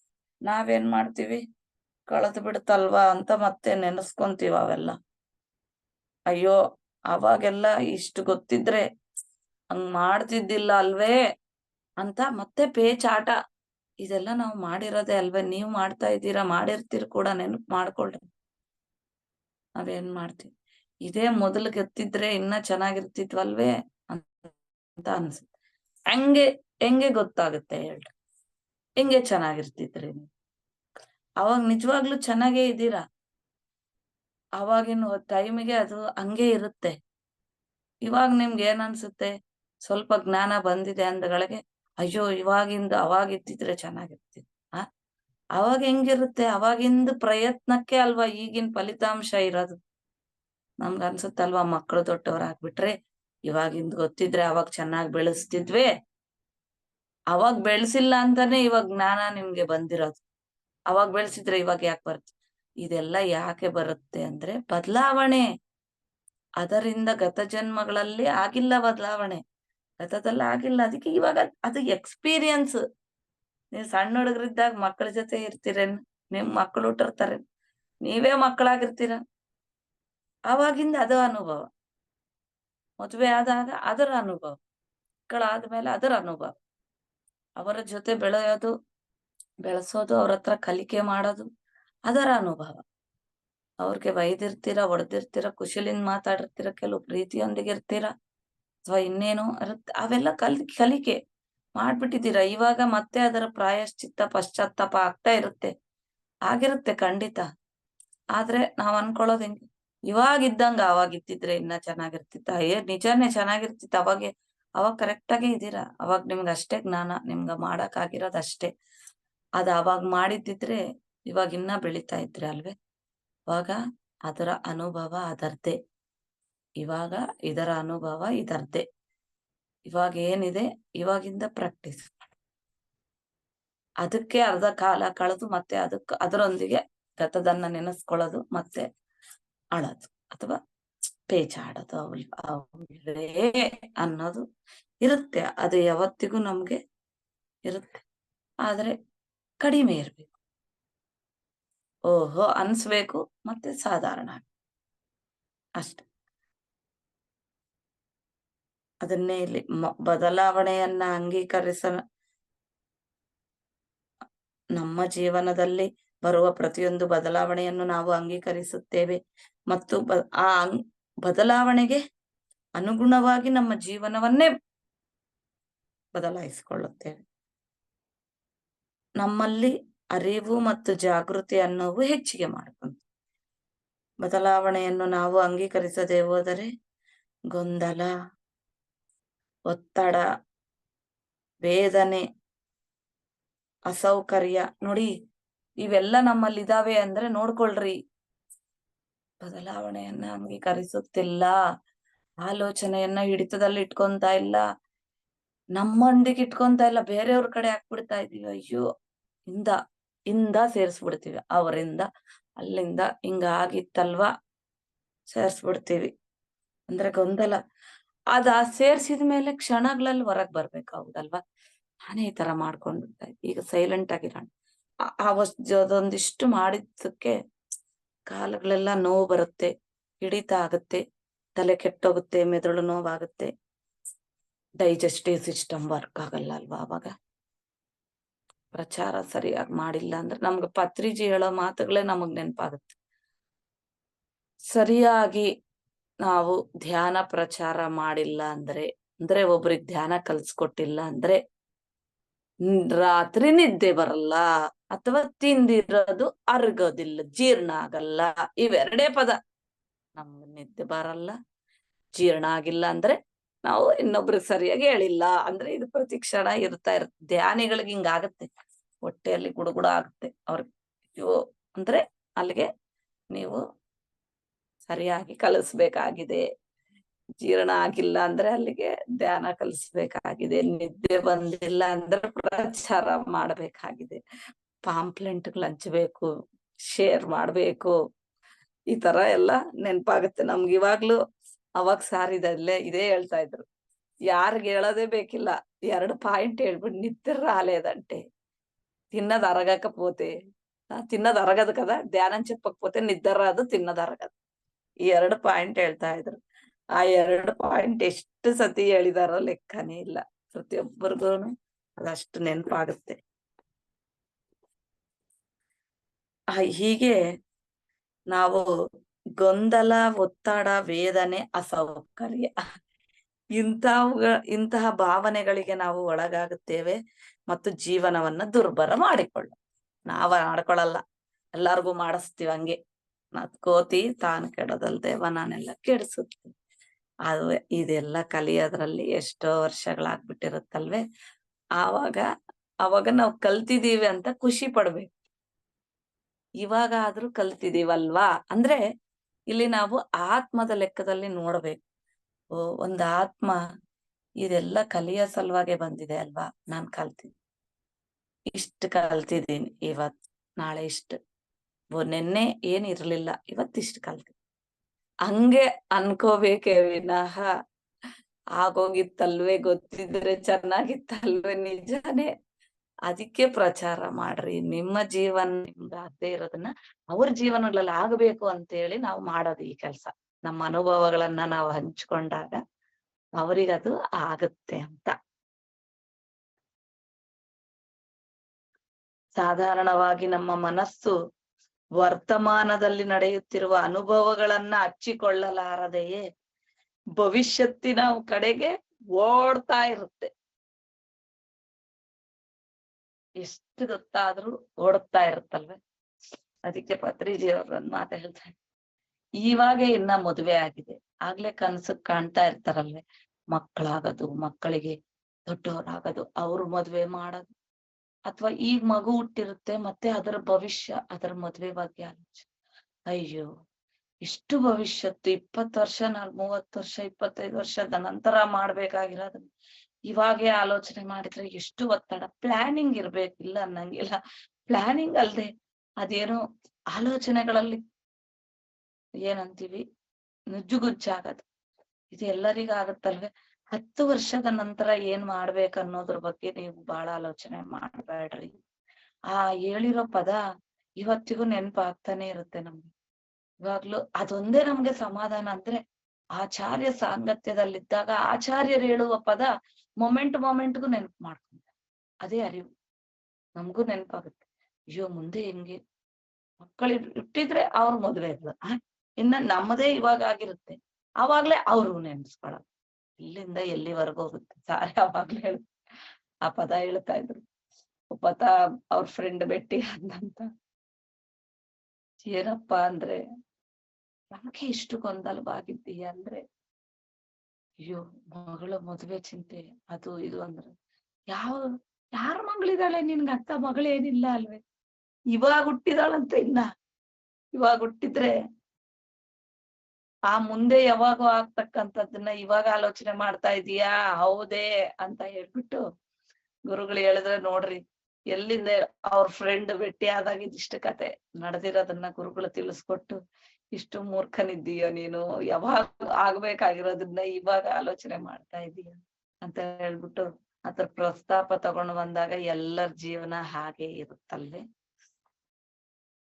ಎಲ್ಲ ಆದ್ಮೇಲೆ ಮತ್ತೆ ನಾನ್ ಮೊದಲು ಹಿಂಗ್ ಯಾಕೆ ಮಾಡ್ದೆ, ನಾನ್ ನಿಮ್ಗೋಸ್ಕರ ನಾನೆಲ್ಲೂ ತಿರುಗಲಿಲ್ಲ, ನಾನ್ ಅಲ್ಲಿಗೆ ಹೋಗ್ಲಿಲ್ಲ ಅಂತ ಮತ್ತೆ ಪೇಚಾಟ. ಹೌದಲ್ವೇ? ಪೇಚಾಟ ಮಾಡ್ಬಾರ್ದು. ನಮ್ಗೆ ಏನೇನಾಗುತ್ತೆ ಅದನ್ನ ನಾವು ಮಾಡ್ಕೊಂತ ಇರ್ತೀವಿ. ಆಸ್ತಿಗಳೆಲ್ಲ ಕೂಡಿಡ್ಬೇಕು, ಇನ್ನೊಂದ್ ಮಾಡ್ಬೇಕು, ತಪ್ಪೇನಲ್ಲ. ಎಲ್ಲ ಮಾಡ್ಕೊಂತ ಲಾಸ್ಟಿಗೆ ಮತ್ತೆ ಅದನ್ನೆಲ್ಲ ಇನ್ನೊಬ್ರಿಗೆ ಕೊಟ್ಟ ಮೇಲೆ, ಅರೆ ನಾವು ಹೋಗಕ್ಕಾಗ್ಲಿಲ್ಲ, ನಾವೇನು ಮಾಡ್ಲಿಲ್ಲ, ನಿಮ್ ಸಲುವಾಗಿಟ್ಟು ನೀವು ನಿಮ್ ಸಲುವಾಗಿ ದೊಡ್ಡವರಾದ್ಮೇಲೆ ನಿಮಗ್ ಕೊಟ್ಟು ನಾವ್ ಕಳ್ಕೊಂಡ್ವಲ್ಲ, ಹಂಗ ಅನ್ಕೋಬಾರ್ದು. ಆವಾಗ ನಿಮಗ್ ಏನ್ ಬೇಕು, ಅವ್ರಿಗೆ ಏನ್ ಬೇಕು ಎಲ್ಲ ಮಾಡ್ಕೊಂತ ಇಟ್ಕೊಂತ ನೀವ್ ಅನ್ಭವಿಸ್ಬೇಕು. ನೀವು ಅನ್ಭವಿಸ್ತಾ ಮಾಡಿದಾಗ ನಿಮ್ಮ ಜೀವನದಲ್ಲಿ ನೀವು ಹಾಯಾಗಿರೋದನ್ನ ಕಲ್ತ್ಕೊಂತ ಹೋಗ್ತೀರ. ಎಲ್ಲ ಕೈಯಲ್ಲಿದ್ದಾಗ ನಾವು ಅನುಭವಿಸ್ಬೇಕು. ಹಾಗಂತ ಪ್ಲಾನ್ ಇರಬಾರ್ದಂತಲ್ಲ, ಪ್ಲಾನ್ ಪ್ರಕಾರ ಜೀವನ ಮಾಡ್ಬೇಕು. ಹಾಸಿಗೆ ಇದ್ದಷ್ಟು ಕಾಲು ಚಾಚಬೇಕು. ಈ ಎಲ್ಲಾ ಪಾಯಿಂಟ್ಗಳೂನು ನಮ್ಮ ಜೀವನದಲ್ಲಿ ನಮಗೆ ಪಾಠಗಳನ್ನ ಕಲ್ಸಿನೇ ಕೊಡ್ತಾ ಇರುತ್ತೆ. ಇದು ನಾವೇ ಸೃಷ್ಟಿ ಮಾಡ್ಕೊಂಡಿರೋದು, ನಮಗೆ ಪಾಠಗಳನ್ನ ಕಲೀಲಿಕ್ಕೆ ಅನ್ನೋದನ್ನ ಅರಿವು ತಂದುಕೊಂಡಾಗ ಮಾತ್ರ ನಾವು ನಿರಾಳವಾಗಿರ್ಲಿಕ್ಕೆ ಸಾಧ್ಯ ಆಗುತ್ತೆ. ನೋಡಿ, ಈ ಓಡುವಂತಹ ವೇಗದಲ್ಲಿ ನಾವೇನ್ ಮಾಡ್ತೀವಿ, ವರ್ತಮಾನದಲ್ಲಿರುವ ಅನುಭವಗಳನ್ನ, ಈಗ ವರ್ತಮಾನದಲ್ಲಿ ಅನುಭವಗಳೇನಾಗಿರುತ್ತೆ ಅದು ಗತದಂತೆ ಬದಲಾದ ಮೇಲೆ, ಹೌದಲ್ಲ, ಈ ಕ್ಷಣ ಆಗಿದೆ ಅಂದ ಕೂಡ್ಲೆ ಮತ್ತೆ ಹಿಂದಕ್ಕೆ ಹೊರ್ಟೋಗ್ಬಿಡಿ. ಅಯ್ಯೋ ಇವಾಗ ಆಗಿರೋದನ್ನ ಮತ್ತೆ ನೆನೆಸ್ಕೊಂತ ಗತದಲ್ಲಿ ಆದ್ಮೇಲೆ ಮತ್ತೆ ನಂತರ ಆ ಗತವನ್ನ ಗುರ್ತು ಮಾಡ್ಕೊಂಡು ನೆನಪು ಮಾಡ್ಕೊಂಡು ಮತ್ತೆ ಅದನ್ನೇ ಹಿಡ್ಕೊಂಡು ತೂಗಾಡ್ತಾ ವರ್ತಮಾನದಲ್ಲಿರುವ ಅನುಭವಗಳು ಕಲಿಸುವ ಪಾಠಗಳನ್ನ ಮರ್ತೋಗ್ತಾನೆ ಇರ್ತೀವಿ. ಎಷ್ಟೆಲ್ಲ ಇರುತ್ತೆ ನೋಡಿ. ಇದೆಲ್ಲ ಒಂದು ಕ್ಷಣ ನಾವು ತಿಳ್ಕೊಂತೀವಾಗ್ಲಿ ಇದನ್ನೆಲ್ಲ ನೆನಪಿಸ್ಕೋಬೇಕು. ಆ ನೆನಪಿಸ್ಕೊಳ್ಳೋದೇ ಸಜ್ಜನ ಸಾಂಗತ್ಯ, ಅದೇ ಸ್ವಾಧ್ಯಾಯ.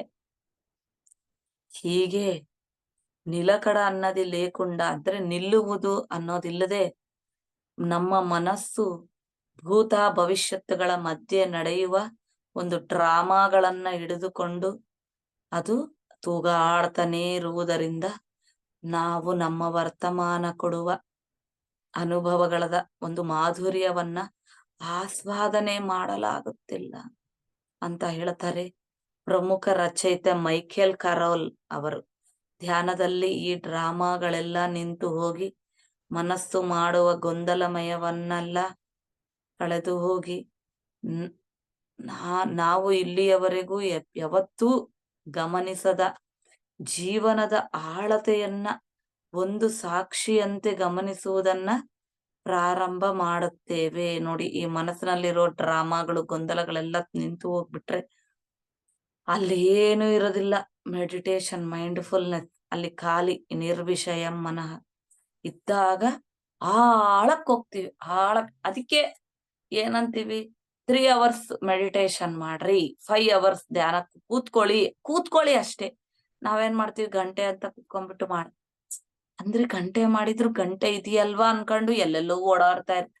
ಗಂಟೆ ಅಂದ್ರು ಇವಾಗೆ ಕುತ್ಕೊಂಡು ಈ ಕ್ಷಣ ಇಂಪಾರ್ಟೆಂಟ್ ಅನ್ಕೊಂಡು ಮಾಡ್ತಾ ಹೋಗ್ಬೇಕು ನಾವು. ಅಥವಾ 3 ಗಂಟೆ 4 ಗಂಟೆ 5 ಗಂಟೆ ಕುತ್ಕೊಂಡಾಗ ಅವಾಗ ನಮ್ಗೆ ಆಳಕ್ಕೆ ಹೋಗೋದಕ್ಕೆ ಸಮಯ ಬೇಕಾಗುತ್ತೆ.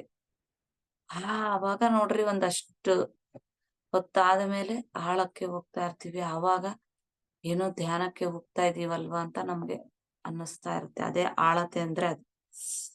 ಆವಾಗ ಗಮನಿಸೋದಕ್ಕೆ ಪ್ರಾರಂಭ ಮಾಡ್ತೀವಿ ಅಂತ ಹೇಳ್ಬಿಟ್ಟು ತಿಳಿಸ್ತಾ ಇದ್ದಾರೆ.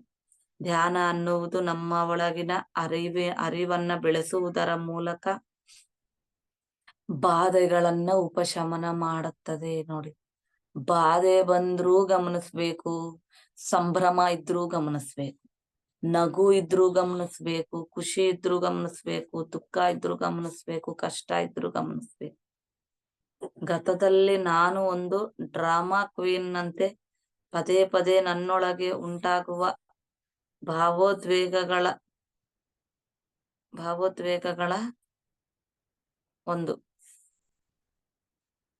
ಭಾವೋದ್ವೇಗಗಳಲ್ಲಿ ಒಡೆದುಕೊಂಡು ಹೋಗುತ್ತಾ ಇರುತ್ತಿದ್ದೆ.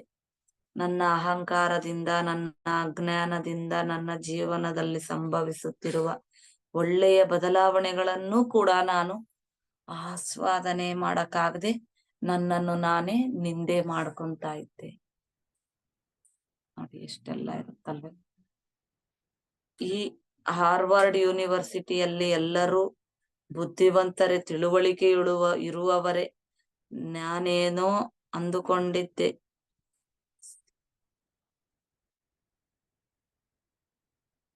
ಅಂದ್ರೆ ಹಾರ್ವರ್ಡ್ ಯೂನಿವರ್ಸಿಟಿನಲ್ಲಿರೋರೆಲ್ಲ ಬುದ್ಧಿವಂತರಂತ ಅನ್ಕೊಂಡಿದ್ದೆ.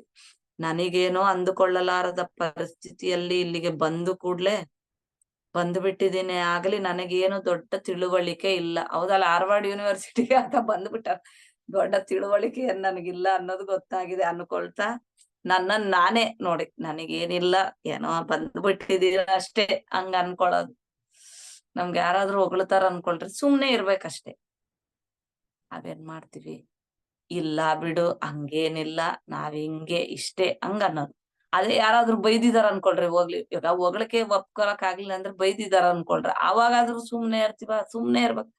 ಇಲ್ಲ, ಈ ಹೊಗಳಕ್ಕೆ ತಟ್ಕೊಳಕ್ ಆಗಿಲ್ಲ, ಬೈದಿಗೆ ಅಸಲ್ಗೆ ತಟ್ಕೊಳಕ್ ಆಗಿಲ್ಲ, ಮತ್ತೆ ಅದಕ್ಕೆ ಇನ್ನೊಂದ್ ಸೇರ್ಸೋದು. ನಾನ್ ಹಂಗಿದೀನ ಹಿಂಗಿದೀನ ನಾವು ಸರಿಯಾಗಿ ತಗೊಳಕ್ ಆಗಿಲ್ಲ ಅಂದ್ರೆ ಏನ್ ಮಾಡ್ಬೇಕು, ಹೌದಲ್ವೇ?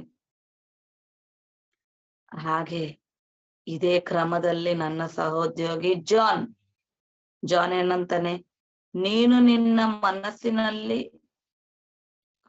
ಸಂಕಲ್ಪ, ನೀನು ನಿನ್ನ ಮನಸ್ಸಿನಲ್ಲಿ ಏನ್ ಆಗ್ಬೇಕಂತ ಅನ್ಕೊಂತೀಯೋ, ಸಂಕಲ್ಪ ಮಾಡ್ಕೊಂತೀಯೋ, ಅವೇ ನಿನ್ನ ವಾಸ್ತವಗಳಾಗಿ ರೂಪಾಂತರ ಹೊಂದುತ್ತದೆ. ಅದು ರೂಪಾಂತರ ಹೊಂದಿ ನಿನ್ನ ಮುಂದೆ ಬಂದು ನಿಲ್ಲುತ್ತದೆ ಅಂತ ಆತ ಹೇಳ್ತಾನೆ ಜಾನ್.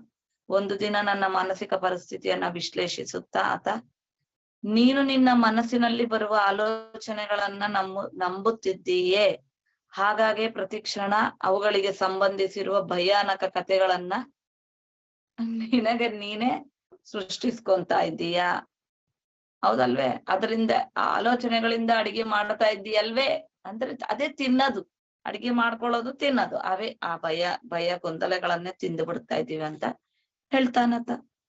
ನಾನು ಆಶ್ಚರ್ಯ ಆಶ್ಚರ್ಯ. ಆತನ ಸಲಹೆಯೊಂದಿಗೆ ನಾನು ನನ್ನ ಆಲೋಚನೆಗಳಿಗೂ ಮತ್ತು ಅವುಗಳ ಸುತ್ತಲೂ ನಾನು ಎಣೆದುಕೊಳ್ಳುವ ಭಯಂಕರವಾದ ಕಥೆಗಳ ಮಧ್ಯೆ ಇರುವ ಸಂಬಂಧವನ್ನ ಬದಲಾಯಿಸಿಕೊಂಡೆನು. ಆಗಲೇ ನಿಶ್ಚಲವಾದ ತಟಾಕದಲ್ಲಿ ಆಳವಾಗಿರುವ ಅಟ್ಟಡುಗುನ ಕೆಳಗಡೆ ಇರುವ ಸ್ಪಷ್ಟವಾಗಿ ಕಾಣಿಸುವ ವಸ್ತುಗಳನ್ನ ನೋಡಿದೆ ನಾನು ಅಂತ ಹೇಳ್ತಾರೆ. ಧ್ಯಾನದ ಮೂಲಕ ನಿಶ್ಚಲವಾದ ನನ್ನ ಮನಸ್ಸಿನಲ್ಲಿ ಕೆಳಗಡೆ ಇರುವ ದೈವತ್ವವನ್ನು ನಾನು ಸ್ಪಷ್ಟವಾಗಿ ನೋಡಿದೆನು. ಆ ದೈವತ್ವದಲ್ಲೇ ನಾನು ಹಾಯಾಗಿ ಸಮಾಧಾನಗೊಂಡೆನು, ದಣಿವು ತೀರಿಸಿಕೊಂಡೆನು. ಹಾಗಾಗಿ ಧ್ಯಾನ ಅನ್ನುವುದು ನಿಶ್ಚಲತ್ವಕ್ಕೆ ಒಂದು ಮಹತ್ತರವಾದ ಆಹ್ವಾನ. ಧ್ಯಾನದಿಂದಲೇ ನಾನು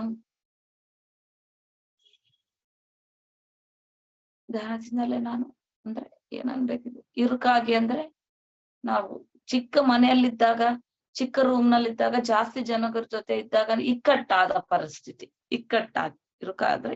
ಇಕ್ಕಟ್ಟಾಗಿರುವ ನಮ್ಮ ಆಲೋಚನಾ ಪರಿಧಿಯನ್ನ ಭೇದಿಸಿಕೊಂಡು ವಿಶಾಲ ವಿಶ್ವದಲ್ಲಿ ಸ್ವೇಚ್ಛಾ ವಿಹಂಗರಾಗಿ ಹಾರಬಲ್ಲೆವು. ಧ್ಯಾನ ಅನ್ನುವುದು ಅಂದವಾದ ಹಡಗಿನಲ್ಲಿ ಕುಳಿತುಕೊಂಡು ಜೀವನ ಅನ್ನುವ ಮಹಾ ನದಿಯಲ್ಲಿ ಪ್ರಯಾಣ ಮಾಡುತ್ತಿದ್ದಾಗ ಅದು ನಮಗೆ ಅವಸರದಲ್ಲಿ ಅವಶ್ಯಕತೆ ಇದ್ದಾಗ ನಮಗೆ ಸಹಾಯ ಮಾಡಬಲ್ಲ ಹಳೆಯ ಸ್ನೇಹಿತನಂತೆ ನಿಂತು ದಾರಿ ತಪ್ಪುತ್ತಿದ್ದೀಯಾ ಅನ್ನುವುದನ್ನು ನಮಗೆ ಅನಿಸಿದಾಗಲೆಲ್ಲ, ದಾರಿ ತಪ್ತಾ ಇದೀವಿ ಅಂತ ಅನ್ಕೊಂಡಾಗೆಲ್ಲ ಅದು ನಮಗೆ ಮತ್ತೆ ಸರಿಯಾದ ದಾರಿಯ ಕಡೆಗೆ ಕರೆದುಕೊಂಡು ಹೋಗುತ್ತದೆ, ಅಂದ್ರೆ ನಡೆಸುತ್ತದೆ. ಧ್ಯಾನದಲ್ಲಿ ನಾವು ನಮ್ಮನ್ನು ನಾವು ಭೇಟಿಯಾಗುತ್ತೇವೆ. ನಮ್ಮೊಳಗಿರುವ ಪ್ರತಿಯೊಂದು ರಕ್ತ ಕಣವನ್ನು, ಪ್ರತಿಯೊಂದು ನಾಡಿ ಕಣವನ್ನು, ಪ್ರತಿಯೊಂದು ಶರೀರದ ಕಣವನ್ನು ನೋಡಿ, ಧ್ಯಾನದಲ್ಲಿ ನಮ್ಮನ್ನು ನಾವು ಭೇಟಿಯಾಗ್ತೇವೆ. ನಮ್ಮಲ್ಲಿರುವ ಪ್ರತಿಯೊಂದು ರಕ್ತ ಕಣವನ್ನು, ನಮ್ಮಲ್ಲಿರುವ ಪ್ರತಿಯೊಂದು ನಾಡಿ ಕಣವನ್ನು, ನಮ್ಮಲ್ಲಿರುವ ಪ್ರತಿಯೊಂದು ಶಾರೀರಿಕ ಕಣವನ್ನು ಪ್ರತ್ಯಕ್ಷವಾಗಿ ನಾವು ನೋಡ್ಕೊಂತೀವಿ. ನೋಡ್ರಿ, ಪ್ರತಿಯೊಂದನ್ನು ನಾವು ಭೇಟಿಯಾಗ್ತೀವಿ, ನೋಡ್ಕೊಂತೀವಿ. ನಮ್ಮ ಹೃದಯದ ಒಳಗಡೆ ಪ್ರವೇಶಿಸಿ ಅಲ್ಲಿರುವ ಮಾನವತ್ವವನ್ನ, ಅಂತ್ಯವಿಲ್ಲದ ಕರುಣಾ ತತ್ವಕ್ಕೆ ದ್ವಾರಗಳು ಓಪನ್ ಆಗುತ್ತೆ, ಬಾಗಿಲುಗಳು ಓಪನ್ ಆಗುತ್ತವೆ. ಅಂತ್ಯವಿಲ್ಲದ, ಅವಧಿಯಿಲ್ಲದ, ಎಲ್ಲೆ ಮೀರಿ ಅಂತ ಮಾನವತ್ವಕ್ಕೆ ನಾವು ಬಾಗಿಲುಗಳನ್ನು ತೆರೆಯುತ್ತೆ. ನಮ್ಮ ಕೈಗಳಿಗೆ, ಮನಚೇತುಲಕು ನಮ್ಮ ಕೈಗಳಿಗೆ ದಯೆಯೊಂದಿಗೆ ಮತ್ತು ಪ್ರೇಮದೊಂದಿಗೆ ಇತರರನ್ನು ಬೆಚ್ಚಗೆ ಆಲಿಂಗನ ಮಾಡುವುದನ್ನು ಹೇಗೆ ಅನ್ನೋದನ್ನ ಕಲಿಸಿಕೊಡ್ತೇವೆ. ಅನುಮಾನಗಳಿಂದ, ಅಪಾರ್ಥಗಳಿಂದ ಮತ್ತು ಬಾಧೆಗಳಿಂದ ತಕ್ಷಣ ಹೊರಗಡೆ ಬರುವುದು ಹೇಗೆ ಅನ್ನೋದನ್ನ ನಮ್ಮ ಮೆದುಳಿನಲ್ಲಿ ನಾವೇ ತುಂಬುತ್ತೇವೆ, ಕಲಿತುಕೊಳ್ಳುತ್ತೇವೆ. ಹೀಗೆ ಧ್ಯಾನದಿಂದ ನಾವು ಸ್ವತಃ ನಮಗೆ ನಾವೇ ಸೇವೆ ಮಾಡ್ಕೊಂತೇವೆ. ಅಂದ್ರೆ ಆ ಕೆಲಸವನ್ನ ಮಾಡೋದನ್ನ ನಮಗೆ ನಾವೇ ಕಲಿತ್ಕೊಂತೇವೆ. ನಮ್ಮ ವ್ಯಕ್ತಿತ್ವಗಳನ್ನು ದೈವೀಕರಣ ಮಾಡಿಕೊಂಡು ನಮಗೆ ನಾವೇ ಸಹಾಯ ಮಾಡಿಕೊಳ್ಳೋದಕ್ಕೆ ಬರುತ್ತೇವೆ, ತಯಾರಾಗುತ್ತೇವೆ. ಹಾಗಾಗಿ ಧ್ಯಾನ ಅನ್ನೋದು ನಮಗೆ ನಾವೇ ಕೊಟ್ಟುಕೊಳ್ಳುವ ಕರುಣಾಪೂರಿತವಾದ ದೊಡ್ಡ ಬಹುಮಾನ. ಹೌದಲ್ವೇ ಮಾಸ್ಟರ್ಸ್? ನಮಗೆ ವರ್ತಮಾನವೇ ಬಹುಮಾನ. ಕ್ಯಾಪ್ಷನ್ಸ್ ಇದೆಲ್ಲ ನಮಗೆ ನಾವು ಬುಕ್ಸ್ ಓದಿದಾಗ ನಮ್ಗೆ ಆ ಕ್ಯಾಪ್ಷನ್ಸ್ ನೆನ್ಪಿಟ್ಕೋಬೇಕು. ಇವತ್ತೇನ್ ಕ್ಯಾಪ್ಷನ್? ಶ್ವಾಸಿಸುವ ಪ್ರತಿಯೊಬ್ಬ ಮನುಷ್ಯನಿಗೆ ಧ್ಯಾನ ಅವಶ್ಯಕತೆ ಅನ್ನೋ ಕ್ಯಾಪ್ಷನ್ ನಮ್ಗೆ ಯಾವಾಗ್ಲೂ ನೆನಪಲ್ಲಿರ್ಬೇಕು. ಸಂಭ್ರಮದ ಕ್ಷಣದಲ್ಲಿ ಅರಿವು. ಕ್ಯಾಪ್ಷನ್: ಸಂಭ್ರಮದ ಕ್ಷಣದಲ್ಲಿ ಅರಿವು. ದುಃಖದಲ್ಲಿ ಅರಿವಲ್ಲ, ಸಂಭ್ರಮದಲ್ಲಿ ಅರಿವಿದ್ದಾಗ ದುಃಖ ದುಃಖ ಆಳವಾಗಿರುತ್ತೆ, ಸಂಭ್ರಮ ಮೇಲ್ಮೇಲಿರುತ್ತೆ. ಯಾವಾಗ ಮೇಲ್ಮೇಲ್ ಸಂಭ್ರಮವನ್ನ ನಾವು ಬಿಟ್ಬಿಡ್ತಾ ಹೋಗ್ತೀವಿ, ದುಃಖನೂ ಬಿಡೋದಕ್ಕೆ ಪ್ರಯತ್ನ. ಇಲ್ಲ ಅಂದ್ರೆ ಸಂಭ್ರಮ ಕ್ಷಣದಲ್ಲಿ ಆಗೋಗ್ಬಿಡುತ್ತೆ, ಮತ್ತೆ ಆಳುನೆ. ಅದಕ್ಕೆ ನಗದನ್ನು ಮೆಲ್ಲಕ್ಕೆ ಅರಿವಿನಿಂದ ಇರ್ಬೇಕು. ಎಷ್ಟು ಬೇಕೋ ಅಷ್ಟೇ ನಗ್ಬೇಕು. ಆಮೇಲೆ ಅಳದನ್ನು ಎಷ್ಟು ಬೇಕೋ ಅಷ್ಟೇ ಇರುತ್ತೆ, ಅದನ್ನು ಹೋಗ್ಬಿಡುತ್ತೆ. ಇದು ಕ್ಷಣದಲ್ಲಿ ಅರಿವು. ಅರಿವೇ ಗುರು.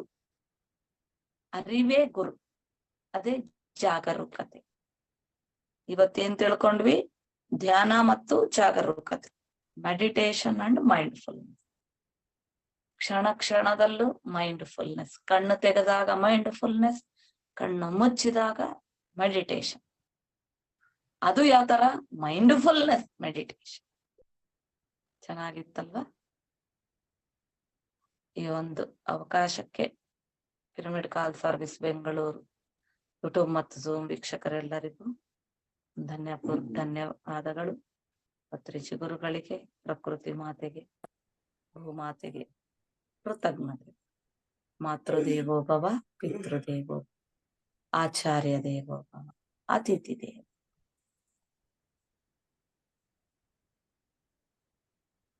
ಧನ್ಯವಾದ ಮೇಡಮ್, ತುಂಬಾ ಚೆನ್ನಾಗಿ ತಿಳಿಸ್ಕೊಟ್ರಿ. ಉಸಿರಾಡುವ ಪ್ರತಿಯೊಬ್ಬ ಮನುಷ್ಯನಿಗೂ ಧ್ಯಾನ ಅತ್ಯಗತ್ಯ ಅಂತೇಳಿ ನಿಜವಲ್ಲ ಅದರದ ಮಹತ್ವ ಚೆನ್ನಾಗಿ ತಿಳಿಸ್ಕೊಟ್ರಿ. ಇವತ್ತು ನನ್ಗಾಗಿರೋದಂದ್ರೆ ನಾನು ಧ್ಯಾನಕ್ಕೆ ಕೂತ್ಕೊಳ್ತೀನಿ. 3:30ಗೆ ಎದ್ದಿದ್ದೀನಿ ಇವತ್ತು. 3:30ಲಿಂದ 4 ಗಂಟೆಗೆ 4:15ಗೆಲ್ಲ ನಂದು ಸ್ನಾನ ಅದು ಎಲ್ಲ ಆಯ್ತು. ನಾನು ಅಲಾರಾಮ್ ಇಟ್ಕೊಂಡು ಕುಂತಿದ್ದೀನಿ. ಆದ್ರೆ ನನ್ಗೆ ಅಲಾರಾಮ್ ಬರೋ ಟೈಮ್ ನಲ್ಲಿ ನನಗೆ ಫುಲ್ ಡೀಪ್ ಆಗಿ ಹೋಗ್ಬಿಟ್ಟಿನಿ, ನನ್ಗೆ ಏನು ಗೊತ್ತಾಗ್ತಾ ಇಲ್ಲ. ಆದ್ರೆ ನನ್ಗೆ ಇವತ್ತು ಧ್ಯಾನದಲ್ಲಿ ಅನುಭವ ಆಗಿರೋದೇನಂದ್ರೆ, ನಮ್ಮ ಮನೇಲಿ ಎಲ್ಲ ನಾವು ಧೂಳ ಅಂತ ಇದೀವಿ. ಧೂಳ ಅನ್ನಕ್ಕೆಲ್ಲ ಪ್ರಿಪೇರ್ ಮಾಡಿದ್ವಿ, ಎಲ್ಲಾ ಸಾಮಾನು ಆ ಕಡೆ ಈ ಕಡೆ ಎಲ್ಲ ಆಗ್ಬಿಟ್ಟಿದಾವೆ. ಆ ಟೈಮ್ ನಲ್ಲಿ ನಮ್ಮ ಮನೆಗೆ ಯಾವ್ದೋ ಒಂದು ಫಂಕ್ಷನ್ಗೆ ಬಂದವರು ಸುಮಾರು ಒಂದು 15-20 ಮಂದಿ ಬಂದ್ಬಿಟ್ಟಿದ್ದಾರೆ. ಅವರೆಲ್ಲರೂ ಒಂದ್ ಸೈಡ್ ಅಂದ್ರೆ, ನಮ್ಮ ಮನ್ಯಾಗ ನನ್ಗಿಬ್ರು ಹೆಣ್ಣು ಹುಡುಗರ್ರಿ. ನನ್ಗೆ ದೊಡ್ಡ ಮಗಳು ಇಲ್ಲ, ತೀರೋಗಿದ್ದಾಳೆ.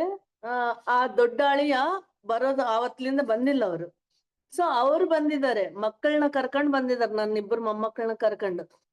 ಇವರೆಲ್ಲ ಒಂದ್ ಪಕ್ಕ, ಅವರು ಒಂದ್ ಪಕ್ಕ ಬಂದು ಟೀ ಮಾಡ್ಕೊಡಕ್ಕ ಅಂತ ನನಗ್ ಕೇಳ್ತಿದಾನ.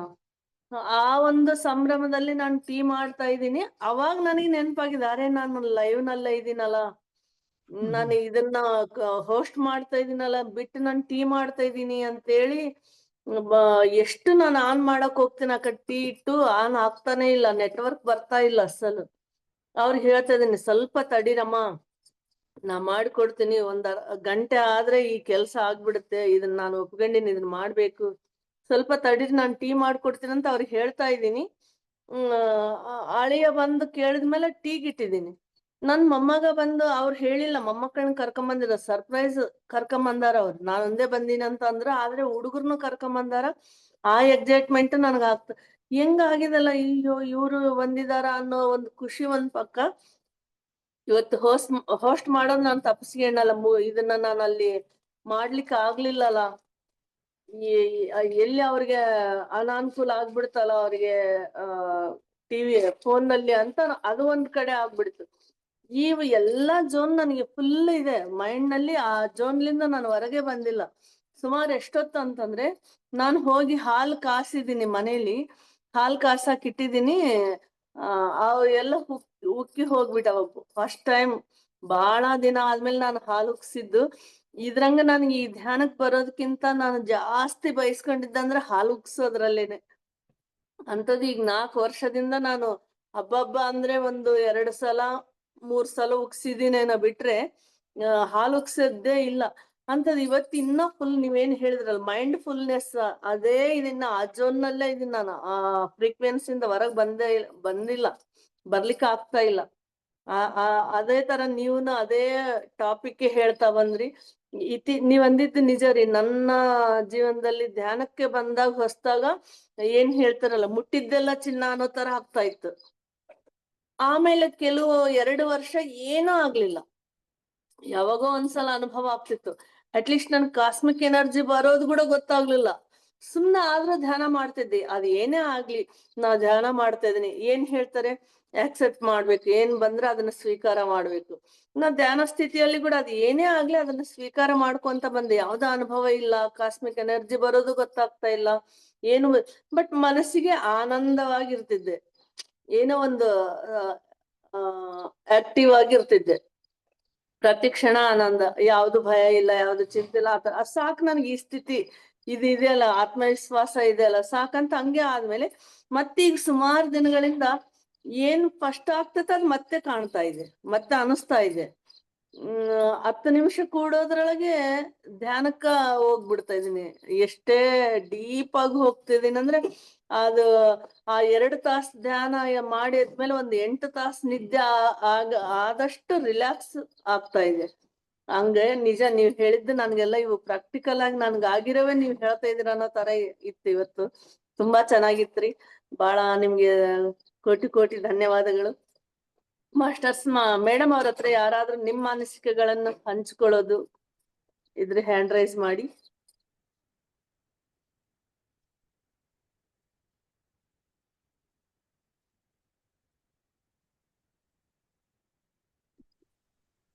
ಯಾರ್ದು ಇಲ್ಲ ಮ್ಯಾಮ್.